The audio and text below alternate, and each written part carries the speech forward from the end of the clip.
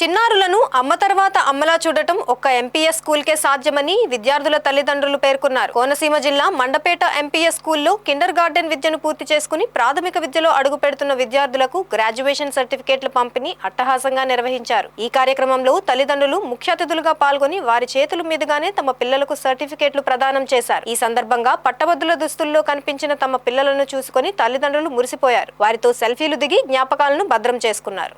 ఈ సందర్భంగా విద్యార్థుల తల్లిదండ్రులు మాట్లాడుతూ తమ పిల్లల పట్ల ఎంపీఎస్ స్కూల్ యాజమాన్యం చూపించే బాధ్యత అనిర్వచనీయమన్నారు. కన్న తల్లిగా తాము ఎలా చూసుకుంటామో వారు కూడా అలానే చూసుకుంటారన్నారు. ప్రతి చిన్న విషయం పైన శ్రద్ధ తీసుకుంటారని, అందుకే తాము పిల్లలు విషయంలో ధైర్యంగా ఉంటామని చెప్పారు. విద్యా సంస్థలు అధినేత BBC news channel director Valluru చిన్నారావుకు తల్లిదండ్రులు ప్రత్యేక కృతజ్ఞతలు తెలియజేశారు.